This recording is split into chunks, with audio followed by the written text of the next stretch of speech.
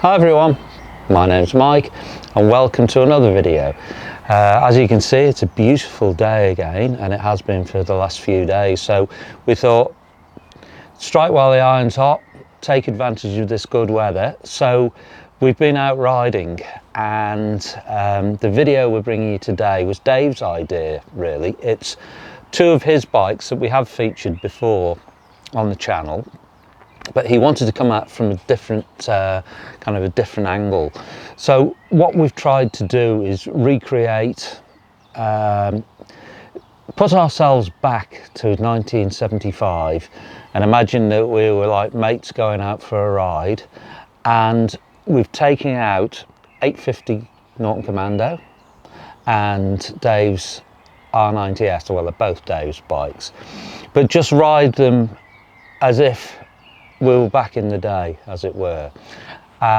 So the two bikes are kind of, if you think about it, are from, you think they're unlikely bedfellows, but they are actually very similar in a lot of ways.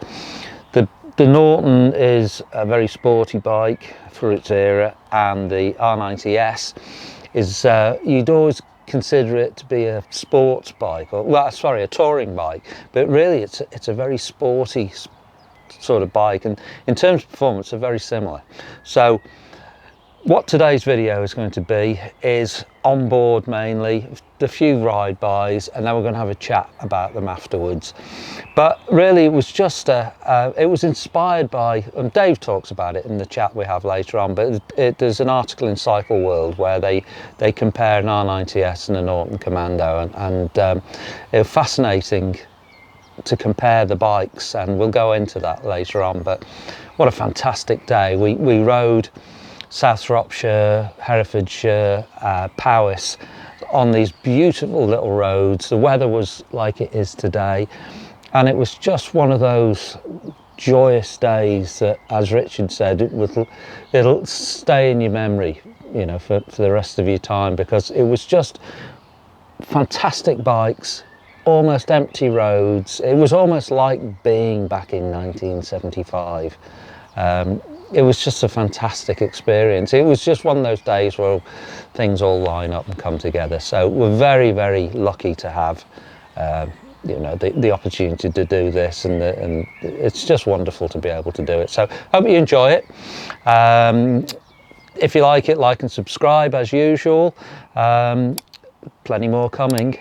We're kind of on a roll at the moment, so keep watching.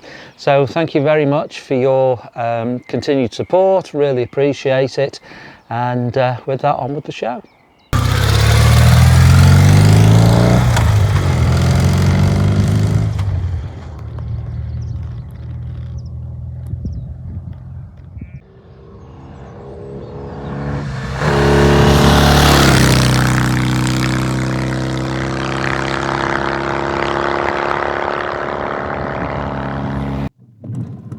So this is Mike, as usual, riding the bikes and doing the commentary. So I started the day off on the Norton, and as you can see there, I actually managed to start it. Well, I would say first kick, but I've edited it so it looks like it's first kick. Took me a few goes. But we're on the Norton, and have a listen to it. It's fantastic. Got this beautiful soundtrack. Feels so much better than last time I rode it. Dave's done some modifications to it, which he'll talk about later in our list, but it's kind of transformed the bike, and he's also put a set of rear sets on it, which converts it from being the standard Norton reverse gear change back to a standard gear change, even though it's on the other side. But it kind of makes it all a bit more natural, and I always found that the Norton foot pegs are a little bit too far forward for me, so him putting them in this position makes it superb. So there's Richard on the R90S. So what I'll be doing in this ride is swapping between the two, trying to compare. So these are the roads, very lovely, quiet, you know, narrow country lanes. And I must say the Norton was absolutely its element. So here I'm swapping over to the BMW just to kind of give you a feel. and in some ways it's much easier experience riding the BM. You know, electric start, it's a very easy bike to ride, no real challenges in many ways. It rides like a modern bike. Suspension is where it kind of shows its age a bit, but in terms of performance, it really goes well. The Norton's a sportier bike, and I always thought that these were a bit more touring biased, but what amazed me is, and you can see it here, you know, it's they're a bike you can throw down a country lane, and you know, you could go out with your modern bike mates on these, and you know, it's got modern day performance, but look how it picks up, and it's very similar to the Norton in terms of performance. It's more comfortable on smoother roads. You'll see in a minute where the roads break up a bit, it kind of starts to tie itself in a few knots. Not seriously, but it's just not as happy as the Norton. This is a lovely village. I thought I'd leave it in just so you can see the thatched cottages, and look at this hedge here. Look at that, you know, the thatching on the roofs. This is the sort of countryside we went through. Beautiful weather, beautiful roads, and it was just, you know, apart from modern cars, but there weren't many of those. You'll see in a minute, this is where the BMW comes to a rough piece of road, and if you see the way it's kind of jouncing and bouncing around a bit, the Norton just seemed to ride the roads a bit better, especially the Nadgery stuff. Nadgery, I mean this. It's a term we use in the UK, meaning narrow and twisty. But excellent. See, now the road's a bit smoother, and you can kind of ride it a bit more smoothly. That's when the it's an A road bike. The wind protection's fantastic on it. And as I said before, it's just an easy bike to ride. Yeah, you can see here, this is what it likes, like smooth tarmac, open road, and you could just point this at the horizon, and you know, even now, even though it's a 50-year-old bike, I'd quite happily take this to the south of France. Don't know whether Dave would be happy about me taking this to the south of France, so we won't have to tell him about that. But you'd probably see a little bit of head shake on it, but that's more to do with the slightly worn back tyres than anything else. But as I said, it's, you know, these bikes they have almost modern performance. So I've swapped over again. This is a fantastic road. This is there's an English motorcycle journalist called Mark Williams who wrote on the original Bike magazine, and this is his favourite ride. So this is in Powys, it's in mid Wales, and this is where the Norton's in its element. It's narrow and twisty and a bit more broken up than the other roads, and you know, look at how the suspension's working compared to it's not harsh like the BM was.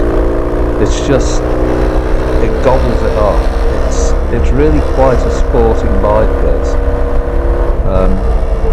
And you've got that wonderful barrel-chested sound from the engine, and really deep well of torque, and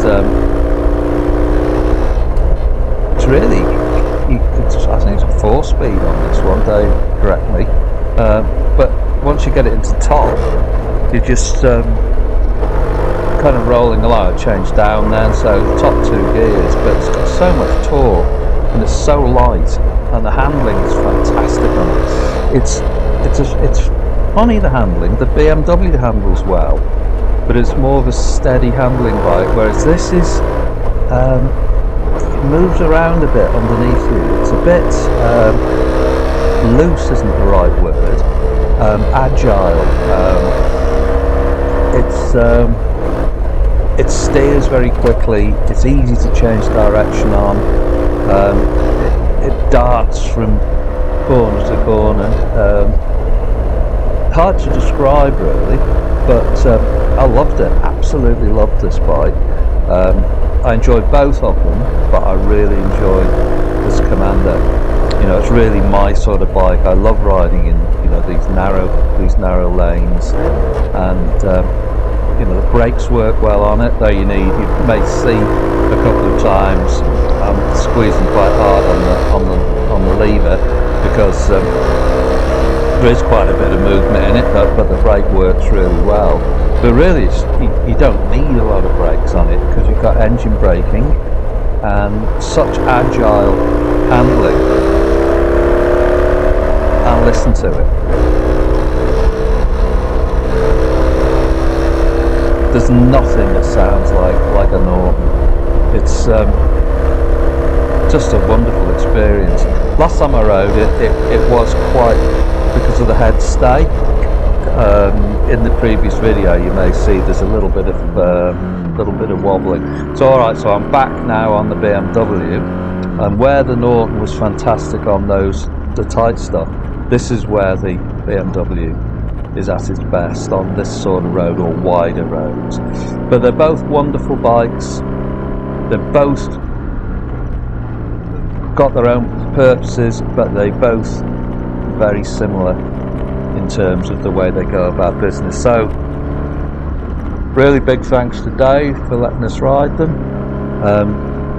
We had a fantastic day out, and really the day was about the riding, not about the videoing, and we just had a ball.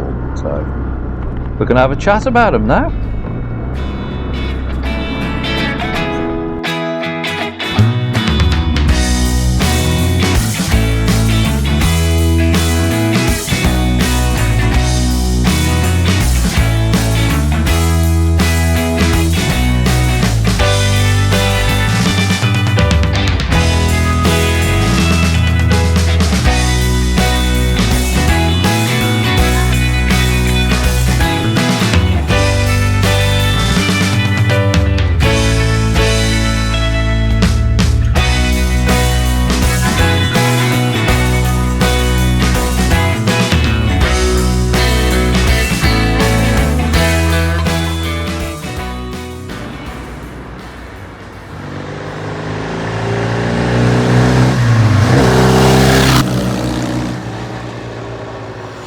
Okay, so for once I'm going to do an intro rather than Mike, because today was my idea, wasn't it, Mike? It was indeed. So what I asked Mike to do, and I asked Richard to come along as well, was I was conscious when Mike last rode the Commando, it wasn't at its best. It was okay, it was fine, and it was quite a hurried go, wasn't it? It was, yeah. We kind of messed it up a bit, didn't we? Bit of a rush. Yeah. And I was really conscious that it had squared off tyres, the ice elastics weren't set up correctly, I found some loose adjusters. And I was also, I think we mentioned on the video that I was going to fit what's called a Dave Taylor head steady. Yeah. Which is basically a third ice elastic mount on the cylinder head that really firms up sideways movement on the swinging arm, which really tightens up the handling. They used it on the production races. And I've done a couple of other mods as well, which we might talk about. And so I thought it'd be a really great idea to choose a really nice day, which we've had. Some really great roads, some of which Mike won't have ridden before, I'm guessing. Some of them. I've ridden some of them, but yeah. So we've had a wonderful day. We've done about, what was it, Rich? 120 odd miles. Yeah. The finest, twistiest roads that Shropshire, Herefordshire and Powys have to offer. Yeah. Mainly around the Welsh borders and a little bit towards Worcestershire. So lovely. And what I wanted was these guys to really get under the skin of these 70s superbikes. Very different bikes, Commando and the R90S. And I chose those two. The Commando, as I've said, because I've done some work on it and it's running a little bit better and handling a lot better, new tyres, etc. And the R90S, because there's a classic Cycle World video and article that you can Google online. I don't think we'll put the link in, will we, because of copyright? No, I won't put the link, but I'll put a picture. Yeah. Where they pitch the two together. and come up with some interesting conclusions. And these guys and myself have read that article and watched the video as well. And of course, Cycle World is the American motorcycle magazine, isn't it? And the editor, the Mark Hoyer, who was the editor at the time, owns a Commando, and Pete Egan, who writes an article every month in Cycle World, Leanings, very famous bike journalist. Very good writer. Very good writer. Really good He owned both the R90S, but he's owned about 4 or 5 Commandos, and that started his journalistic career with Cycle World. So we kind of wanted to pay homage to that a little bit, and we thought they were kind of evenly matched in performance terms, even if they come from different directions, which we'll discuss, I guess. Yeah, remarkably close in terms of, and so that I didn't realise how closely matched they are. But when we were, because Rich and I did most of the riding, and it was very, very even, weren't they? Really? Yeah, I mean, the overriding feeling I've got from today is people who don't get old machinery, whether it's old motorbikes or old cars or whatever it may be, they sort of look at you strangely when you talk about things having a particular character. But that's what I take from today. Those two bikes are chalk and cheese. They've got totally different characters. One's a hooligan, one's a gentleman. And they're coming at it from totally different angles. So it's almost like the Norton's the epitome of an evolutionary line.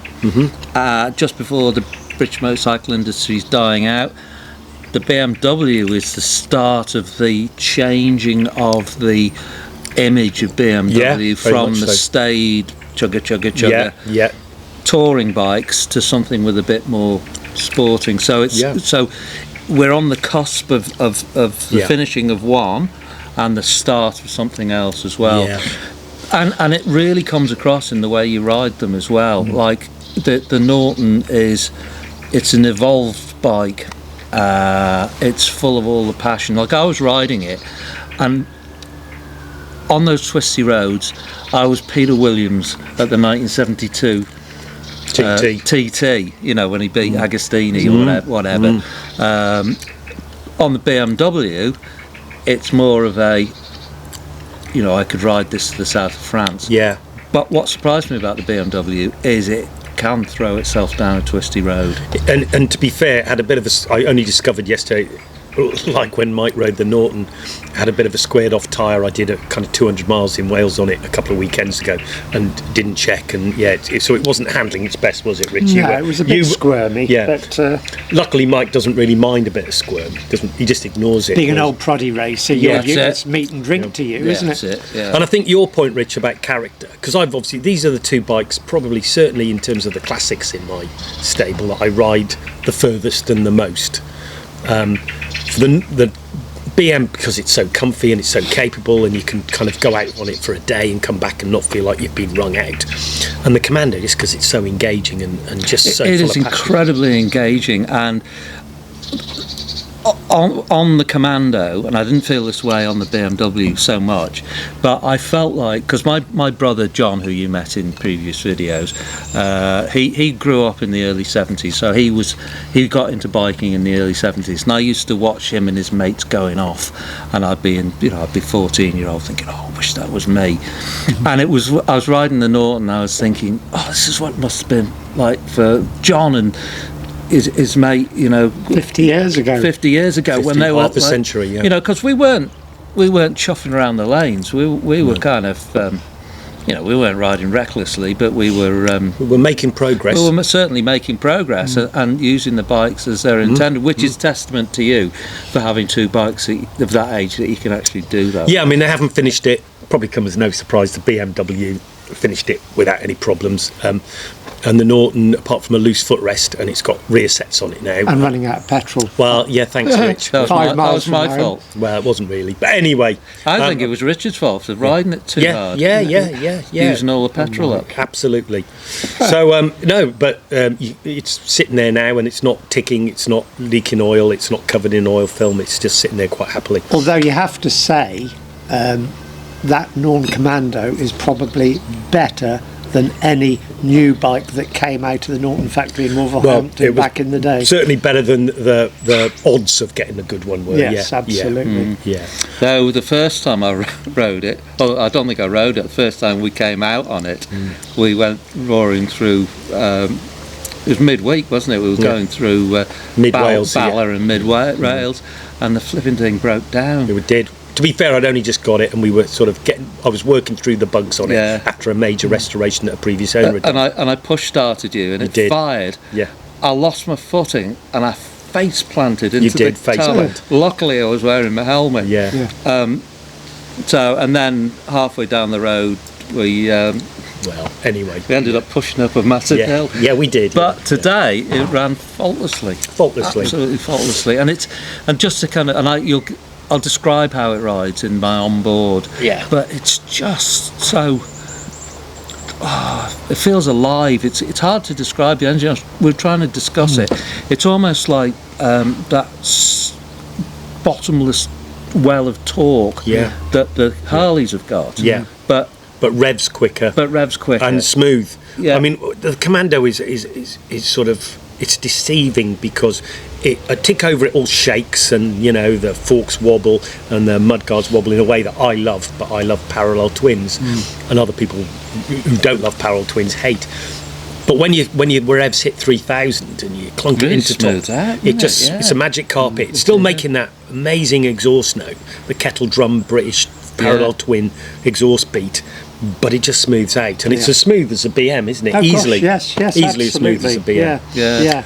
But and the suspension helps, of course, and the suspension on it is fantastic. It's Oh, superlative. it's brilliant! Isn't it? Since you've done that, you've done new the shocks. forks on it, and new shocks. yeah, the shocks are very good, classic shocks, and I got to say the Commando with the laid down rear shocks is very good by 70 standards. Yeah. The forks were getting a bit dated, but that's got progressive springs and new. The new only time bushes. it really I noticed the forks, so it's it's testament that you don't notice it. You just enjoy the ride. You don't ride a bike and go, "Oh, these forks are great." You just ride the bike and think it's great. There were a couple of really kind of ripply road surfaces, and on the brakes into the corner, and it was getting a bit lively on a couple of occasions. But 95% of the time, it was fantastic. Yeah. And it's funny riding behind them, which I did a lot on Mike's Ducati as the camera bike. They're both handsome bikes from the back, which is fortunate because the riders are not handsome from any angle. Ugly old man. Ugly old men sitting on top of beautiful bikes. Yeah. They both look wonderful. The BM's got that lovely seat cowl. In the smoke painting you can see it, whereas the Norton, it's got a lovely grab rail, upswept pipes, and the lovely logo on the back of the saddle. And it's just wonderful. But when you're behind them, all you can hear is the Norton. You can't hear the Ducati you're on, and you certainly can't hear the BMW that's in front of the Norton or whatever. What was funny was when you were behind me on my Ducati, I was like sitting on the Nortons, and the beautiful countryside and this beautiful red tank and the chrome and the clocks, and it was just fantastic. I look in the mirror and there's this horrible red multi-strada with an equally ugly rider on it. But the BMW, it felt modern compared to the Norton. Yes, it did. Yeah, it was easy to ride, almost as easy as a modern bike. I mean, the ergonomics are superb. Everything works. Typical German bike, and that's what we alluded to earlier, the character. One is really German Teutonic in character, and then you've got the British bike, lovely and in its own way fantastic, but got its own idiosyncrasies, different approach to motorcycling. And it was to steal a line from Peter Egan. What did he say? The BMW has its eyes on the horizon. The Norton has its eyes on the next apex, and that sums the bikes up. The way I used to put it until I read that was, I think from here to Bishop's Castle, which is like a twisty 20 miles, the Norton would beat the BMW by about half a cigarette if any of us smoked. Whereas from here to Dover on your way to Milan or Paris, the BMW would beat the Commando by a dinner. And that's it. But okay, because it ran out of petrol. Probably because you run out of petrol on the one. Okay, here's a $6 million question though, because they do different things and they do what they do well. Yeah. And the Norton's probably got a stronger personality, which is a double-edged sword, isn't it? Because if you're not in the absolutely. mood for it, you still get that Yeah. personality. Whereas the BM's a little bit less assertive. Yeah. You know, it allows you to get on with the journey rather than concentrate on the bike. But if you could take, if there were drugs in this tea and I suddenly offered you both either bike to take home, which would you take? For me, is without a shadow of a doubt, I'd take that red Norton. Would you? Oh, I thought you'd say that. Absolutely. But I don't know what Richard will say. I knew you'd say that. yeah. I would slip you a Mickey Finn, a heavily drugged liquid, and I'd take both. Because Would you? I would, because they both do different things really well. They complement each other. So you're just being but they're so greedy. different. You're just So being Just greedy. being You'd greedy. have to have He's both. just offered you a bike. The and Commando you've got for to have shorter both. trips, Rich. the R90S for European Totally tours. get that, Rich, but I'm going to push you Oh. now Yeah. and say you're only allowed one bike. Well, he has to have the BM because I've got the Norton. Well, actually, joking apart, which one would I take? I would have to take the BMW because with my knees I wouldn't be able to start the Yeah, Commando. that's true. That's Admission here, I had to get Dave and Mike to start the Commando. My knees, well, it would finally finish them off trying to start that. Yeah, and me starting it is on film, and I made a bit of a cat's bum out of it, I must admit. Well, Is that running a standard compression, Dave, that Commando? yeah, I more- know it's a slightly hotter cam. you say. Slightly hotter cam, slightly skimmed head, not massively, So and you- slightly longer kickstart. So you have to be committed to it, and you have to have good knees, don't you? And a- you have to weigh at least 12 stone, I'd say. 11 stone 10. Oh, sorry. So Okay. take that one back, mate. Mike's just keeping quiet. 11 stone. 11. In your dreams. In your dreams. Yeah. So, Okay. extending this question, Oh. if you were to offer me any bike in your collection, because previously I said, I've This is said, an interesting question coming up. Previously I've said, And it's on film. yeah, the Bonneville. Well, You said the Laverda No, first. Laverda is a given. I'm having that anyway. Oh, right, I'm going to okay. come and like put a pillow on your face one This isn't, night. well, this isn't turning out the way I wanted. But the ones that are left after I've had the Laverda. Oh, okay. So of the Brits and Of the Brits and the when you say the Bonneville, do you mean the T140 or the Oh, yeah. T120? T140. okay. Because it's just so well sorted. Yeah. Which goes against the grain, because most people would say, "Oh, take the 69 or 68, 69 is the pinnacle." But as a riding machine, the Yeah. T140 is a lot. The T140 for me is because I loved riding the T120, but it was a bit too bouncy, sproutsy. Yeah. Remember, he usually comes over this helicopter Yeah, whenever we're videoing. yeah, whenever, He's yeah. heard. Yeah. Yeah. Cool. So what were you going to say? You were going to say, Right. No. Okay. So given the Laverda's a given, I've given that away. yeah. So I would say the Norton over the Triumph. But if we did this again tomorrow and we took the Bonneville out, You might say That yellow. may change. So really, at some point, we're going to have to take out the Bonneville Yes. versus the Commando. yes, yes, Interesting. cool. And can I just preempt some of the comments we're likely to get with this video? And it was something we just touched on before we started filming. People say, "Well, you're calling this, I don't know, you've yet to decide Yes. on the title of this, something like 70's Superbike Showdown." And then you said, but some people will say, well, what about the Kawasaki Z1 or the Honda 750? yeah. They were the first superbikes. Well, we were all spoilt Well- for choice with fantastic bikes in the 70's, but these are the sort of European bikes. Yeah. And something you said, it marked the new beginnings, didn't it? It did, yeah. These are old bikes at the Yeah. pinnacle of their development. In some ways, the BMW is less relevant than Norton because for most people, a teenage, early 20s in the 1970s, it was financially beyond their reach. Yeah, it was a middle class, was- older man sort of bike. So you'd pitch the Commando, the Bonneville, Z1, Yeah. H1, H2. Yeah, Honda 4. So they're all superbikes. These are European superbikes. Yeah. And Okay. And of course, it's easy to ridicule something like a Commando, saying, "Oh, well, it's ancient design and they weren't reliable."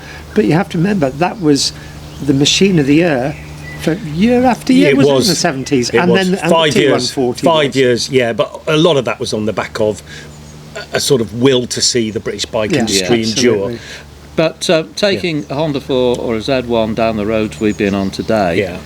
I think going at the pace that we're Yeah. going on that Yeah. Norton, that Yeah. would be in a hedge, Yeah. I think. Yeah, we probably It would. wouldn't be making this video And that's- now. We'd be in A&E, But that's wouldn't the only reason Commando sold, is that they worked so well when they were working, but to get them to that stage of reliability required at least some degree, variable degrees of owner input, didn't Yes. it? Whereas a Honda or a Kawasaki didn't. You could buy anyone from the showroom and they'd probably all be Yeah. pretty much identical, and they'd all work within Yeah. the constraints of their design, not the constraints of the quality of construction. Yeah. But of That was a course, bit if anybody verbose. thinks we need educating and they want to throw a really nice Z1 and Yeah. Sandcast CB750 at Yeah. us to do Well, a I suppose comparison, twist we're our arms. happy to do it, Yeah, aren't we we? are. We'll give it a go. Yeah. I'll And a Kawasaki triple, and what else would you... if you put want in to come ride with us down those lanes, and we're not paying your hospital bill. No, I'm joking. No, I would love to do a Japanese one. It's just that I don't know, people in our sphere just got more Italian. We were going to do a Honda 754, but it's proved a bit difficult, hasn't it? Yeah. Anyway, there we All go. right. So we're prattling on now, so I think we'll wrap Wrap this it up there, yeah. So thank you very much. And Dave. please note, look at that beautiful mug, the notorious Lemon Drizzle Gang, no less, Yeah. made by our sister, Yeah. and Christmas presents to us. Yeah, So, yeah. There you go. unfortunately Notorious. not available as merch. No, not available No. as merch. As No. per these t-shirts, would you guys like us to make these t-shirts as Oh. merch? Oh no, here we go. Richard's the man. I do the editing. That was a thankless job. Thanks, Mike. Thank you, Rich. Thanks, Mike. All right. Well, we'll wrap it up there. thank you, Dave. That was Memorable day. That was a wonderful experience. Thank There you we very go. much. All right. Cheers, everyone. Yeah. Take care. Bye for now.